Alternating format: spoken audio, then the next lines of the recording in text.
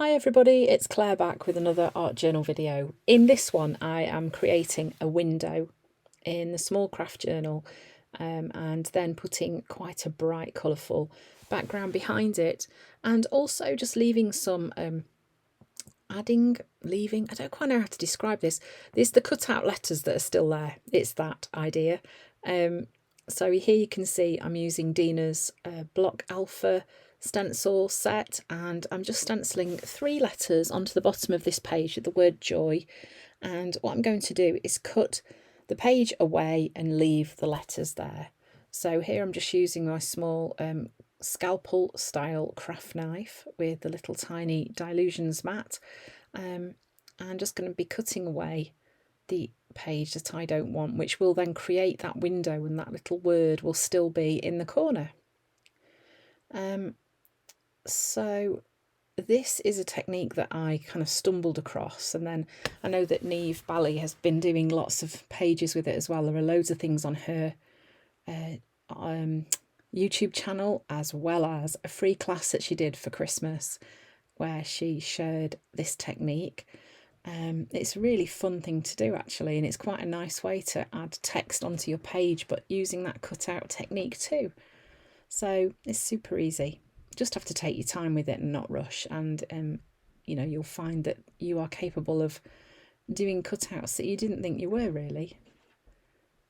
So once I've cut that out, then it's time to start on the rest of the page.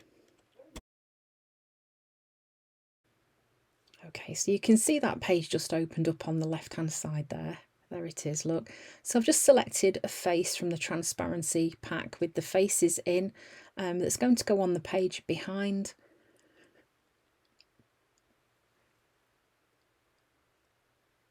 And I'm also going to be adding that piece of pattern transparency behind the word joy. So I'm starting off by creating my brightly coloured background. This is a page that goes through lots of stages. It didn't quite go how I initially thought it would, but it kind of just shows, I guess, I'm going to share the highs and lows of this page with you so that you can see how you can just work things through and not give up really, even when things don't quite go how you wanted them to. That it really doesn't matter, and you can still end up with something that you could be really happy with at the end. So I've used, as always, Ruby. I'm pretty sure that's Tangelo and not Tangerine. It's quite a really dark orange. I do like it, it's lovely. And especially on the craft, it does stay quite dark. So I've used, Ruby, Tangelo, Lemon, Lime, Turquoise. This is Orchid, one of my favourite colours. And then Blackberry. You notice I'm just drying my brush off on that piece of kitchen towel as well. That's because I am washing my brush in between, and I don't want to water the paint down too much by having my brush too wet. So that's why I'm just dabbing it off on that towel over there, just so that it isn't too soggy when it comes over to add the paint onto my page. So this is black gesso, and I'm using a blending tool to add the paint onto this cutout page. I found this is the easiest way to get paint onto a cutout element like this, partly because it's a nice smooth surface. You can more easily get the paint over all the little cutout pieces, and it's just much quicker than using a paintbrush. So then I'm just going to I've cut out a little piece of the transparency, the patterned one, to add behind the word joy, and that's just going to get stapled in place using the Tim Holtz tiny attacher.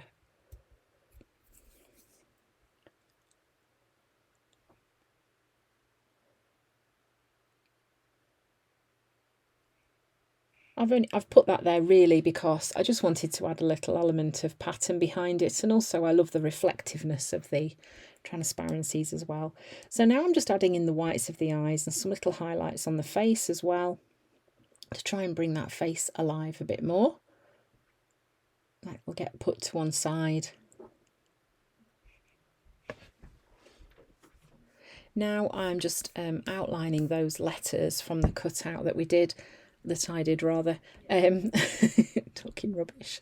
And I'm using a Signo Uniball in white. These work brilliantly as long as the page that you are writing on is completely dry. If it's not completely dry, then sometimes they can be a little bit temperamental and you can end up making it so that your pen won't work at all. So I've started collecting some really fat chunky Posca pens in different colours, and this is a really pretty pink, and I'm just using the nib of that really just to add some marks into those letters. They almost look like neon letters now. I quite like that effect.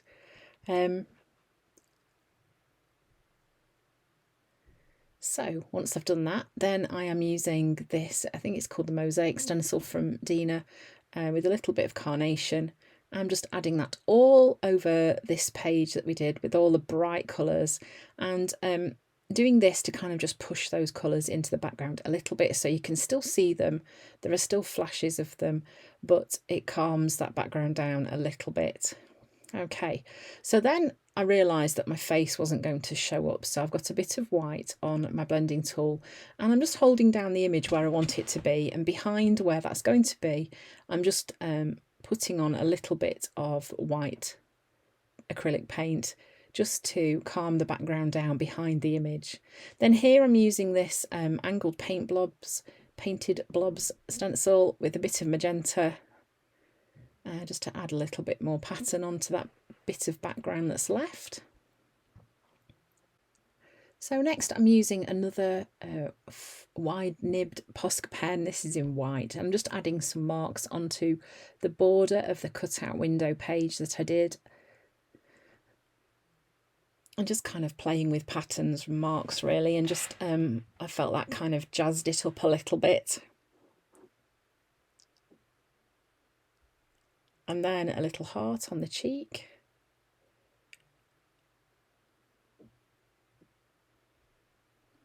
So I'm just mapping out here where I thought I was going to put my words. This is where it started to go a little bit pear-shaped really. So I'm going to share this with you because you can see how I worked this through. So find joy in the ordinary was what I was going to write on there. And I popped it in that space and then decided I really didn't like it. So then I selected little pieces of collage paper from my scraps box in black and white that I could cover over that writing with, so that I could find a different way to get my text onto the page. So here I'm just playing with working out what's going to work. Now obviously the background is going to disappear because I'm going to be covering it over, but it didn't really bother me actually. And when this page was finished, I actually ended up being really happy with how it worked out. But at this point in the process, while I was doing this, I was like, oh, for goodness sake, I really like this bright background. I can't believe I'm having to do this because I've written on it and now I don't like it. So, you know, just to say, like, if this happens and you write on your journal page and you don't like it, the first thing to think is, does it really matter? Do I really not like it that much? Because it might be that you're just being super critical. And secondly, if you don't like it, find a way to cover it over. You can paint over it, mask over it, add collage paper. You could write your words onto a piece of different paper and stick it on. There are so many different things you can do to kind of rescue the mistake that you might feel you've made. So I've added on these pieces of black and white collage paper. Added some dots as well to kind of help to ground those onto the page. Yes, this was not how I thought it was going to go at all. And then because I've got that pink pen in my hand, I've then added some marks onto the page as well. This is getting quite busy, isn't it? And I bet you're all thinking, oh my days, what on earth is going on? So then I decided I was going to do some masking over it. Some stenciling, just to try and create some areas of calm because it had gone really, really busy. So this is one of my favourite stencils. I love this stencil, and of course it's got to be black because that's going to cover everything over quite well. Excuse me. So I'm just adding some circles onto the page.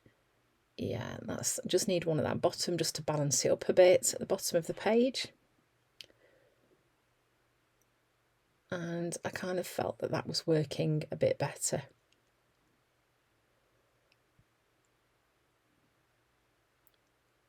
Okay, so now I'm just going in and adding some more dots.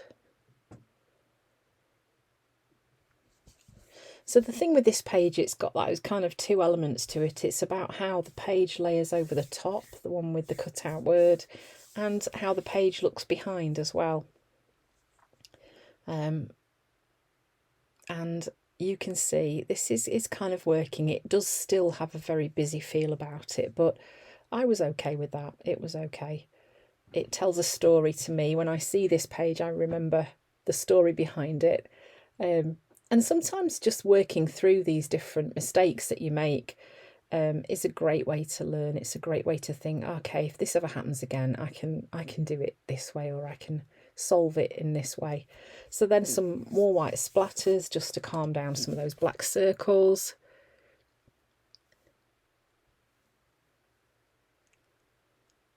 And there we go, that's it, the finished page. So you've seen me working through a mistake that I made that I didn't like, and working out how to kind of fix it, I guess. So I hope you found some inspiration in this page. Thanks for watching, and I hope to see you again soon.